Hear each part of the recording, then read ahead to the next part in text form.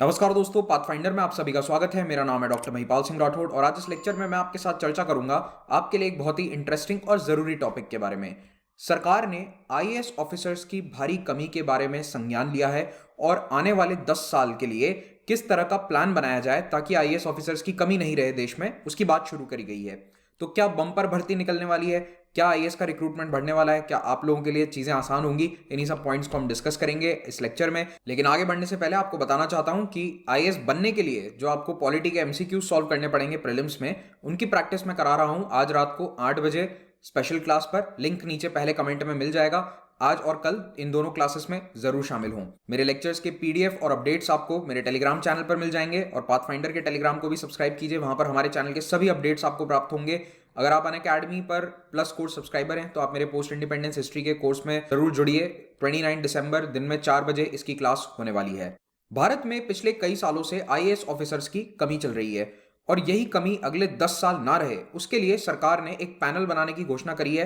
तो ये पैनल क्या करेगा कि अगले 10 साल के लिए प्लान बनाएगा कि किस तरह से आईएएस ऑफिसर्स का रिक्रूटमेंट बढ़ाना है, किस तरह से कैडर को मैनेज करना है, और ये प्लान पूरा डिटेल में सामने रखा जाएगा।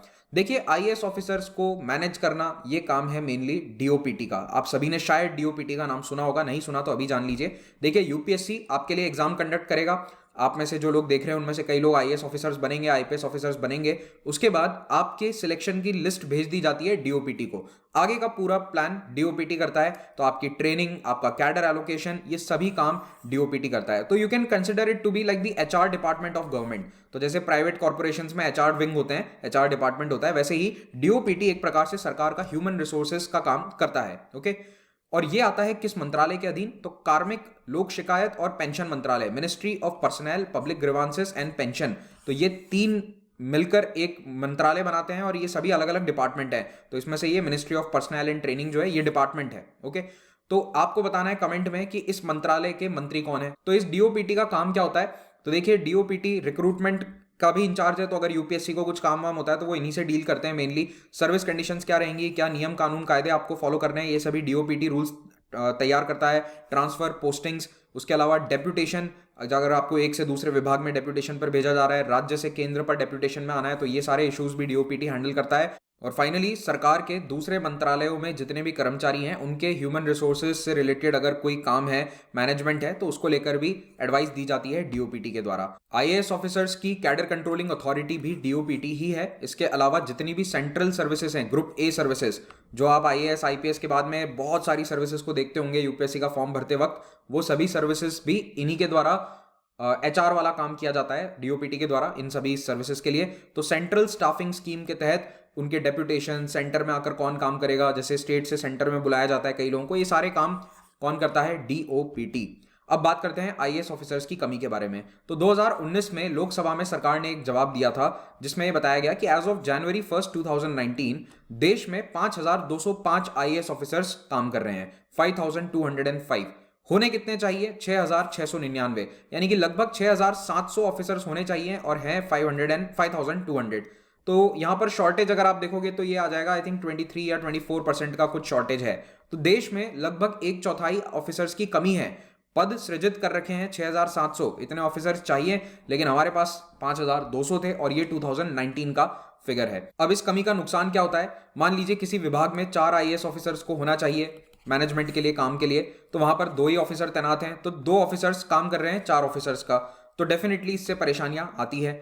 और ये तो 2019 का आंकड़ा है। एज ऑफ 2021 विंटर सेशन में ये बात कही है, सरकार ने खुद मानी है, पार्लियामेंट्री पैनल ने, कि ये जो आंकड़ा है बढ़ता जा रहा है। मतलब जो कमी है आईएएस ऑफिसर्स की, ये 2019 से और ज्यादा बढ़ गई होगी। एग्जैक्ट स्टैटिस्टिक्स इन्होंने पेश नहीं किए, वरना मैं भी आपको यहां पर दिखा देता, लेकिन डेफिनेटली उससे बढ़ा ही है, ये बात तो इन्होंने मानी है। तो इसके कारण परेशानी सॉल्व नहीं हो रही, परेशानी बढ़ती जा रही है। अब इस कमी को सॉल्व कैसे किया जाए?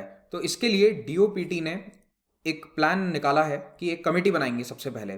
ये कमेटी पार्लियामेंट्री कमेटी नहीं है, ध्यान रखना, ये एक अलग कमेटी है जो डीओपीटी बना रहा है और ये आने वाले 10 सालों की इस पूरे शॉर्टेज को प्लान आउट करेगा और उससे कैसे निपटना है ये बताएगा।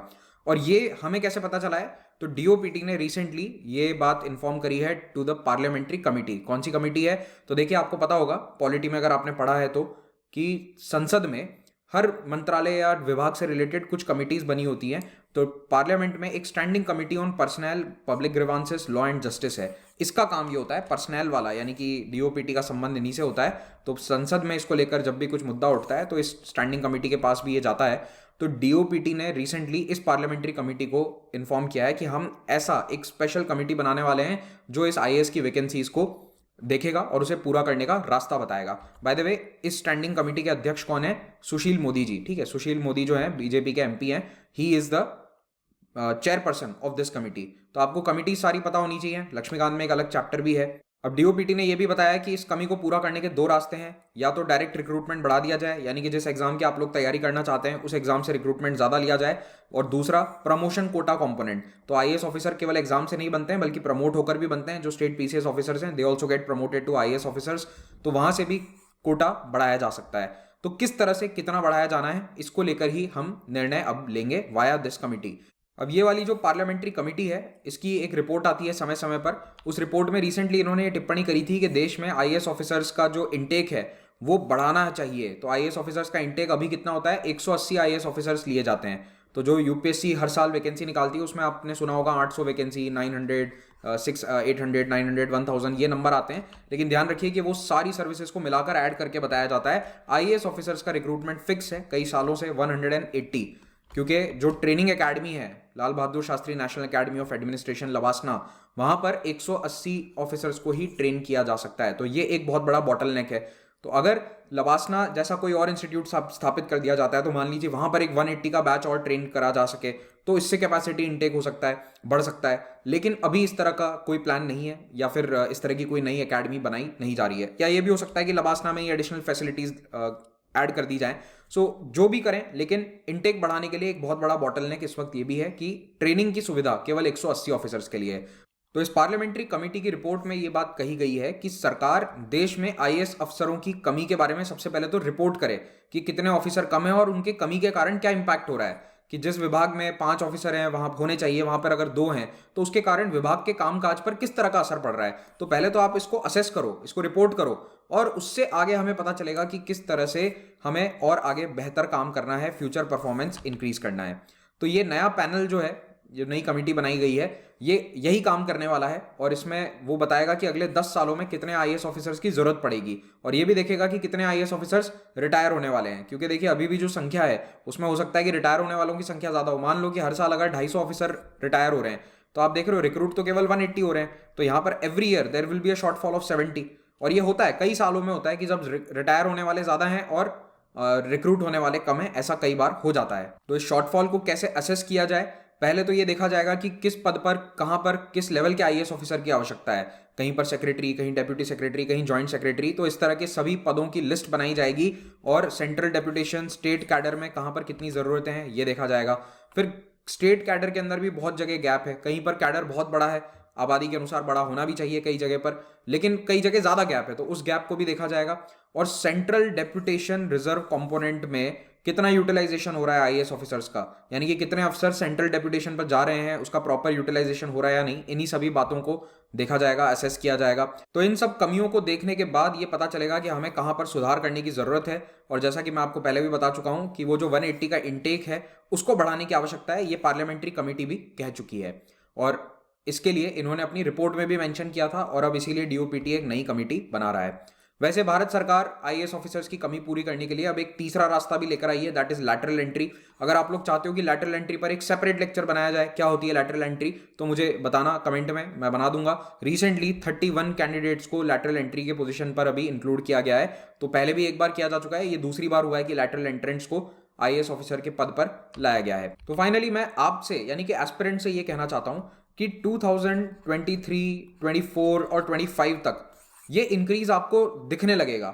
अभी जो 180 सीट्स आती हैं, जब भी नोटिफिकेशन आता है तो उसमें आईएएस ऑफिसर्स के लिए 180 वैकेंसीज होती हैं, तो वो 180 से बढ़कर जाएगा 250, 300, 350 भी हो सकता है। तो इंक्रीज तो डेफिनेटली होगा। कितना होगा ये मैं नहीं कह सकता अभी, लेकिन बढ़ेगा जरूर। तो आपके लिए सुनहरा मौका है, अभी से अगर तैयारी कर रहे हो तो आने वाले 3, 4, 5 सालों के अंदर रिक्रूटमेंट बढ़ेगा, आपके सिलेक्शन के चांसेस बेहतर होंगे, आईएएस सर्विस मिलने के चांसेस बेहतर होंगे।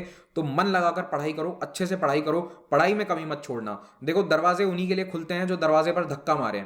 तो अगर मेहनत करोगे, दरवाजे को पुश करोगे, तो कभी ना कभी वो दरवाजा खुलेगा, लेकिन वो दरवाजा देखने से नहीं खुलेगा। तो दूर बैठकर ये सोचते रहो कि वैकेंसी कम हो रही है। कई लोग स्टूडेंट्स मुझे मैसेज करते हैं कि सर पहले 1000 आया करती थी, अब 800 आती है, कभी 750 आ रही है, तो वैकेंसी बहुत कम है। तो देखो, वो कभी कभी कम आएगी, कभी ज़्यादा भी आएगी, तो आप उसमें कुछ नहीं कर सकते। That is not in your hand. So try to increase your chances of selection. तो इसी के साथ ये लेक्चर आज मैं समाप्त करूंगा। अच्छा लगे तो इसे लाइक जरूर करिएगा, कमेंट में बताइएगा अपना फीडबैक, और चैनल को सब्सक्राइब जरूर करें। अगर आप यूपीएससी एग्जाम की तैयारी करना चाहते हैं, अभी नहीं पता कि कैसे तैयारी करनी है, तो सबसे पहले तो मेरा वीडियो देख लो, how to prepare for UPSC 2022। मैंने एक लेक्चर बना रखा है, उसको आप देखेंगे, आपको पूरा प्रोसेस समझ में आ जाएगा, और आप अनअकैडमी के माध्यम से भी तैयारी कर सकते हैं। देश के बेस्ट एजुकेटर्स यहाँ पर लाइव पढ़ाते हैं। पेड सब्सक्रिप्शन हैं दो तरह के, प्लस और आइकॉनिक। इन सब्सक्रिप्शंस को अवेल करते समय अगर आप महिपाल कोड का इस्तेमाल करेंगे तो आपको 10% डिस्काउंट भी मिलेगा। 1 year subscription will cost you 47,000 rupees approximately, और उसको आप ईएमआई पे भी ले सकते हैं for 3,900 rupees per month.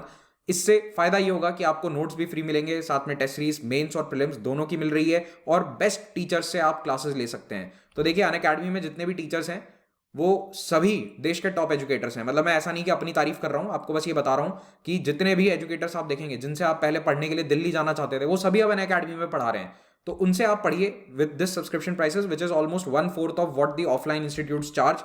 Optional के कोर्सेज भी यहाँ पर अवेलेबल हैं, आप कॉम्बो सब्सक्रिप्शन भी ले सकते हैं, ऑप्शनल प्लस जीएस का। और हमारे नए बैचेस बनते हैं वेडनेसडे को, तो every Wednesday we have a new batch, इनको आप ज्वाइन कर सकते हैं। और एक नया ऑफर आने वाला है हमारा, wait for 31 December, new year's eve पे आपको बताएंगे कि क्या है।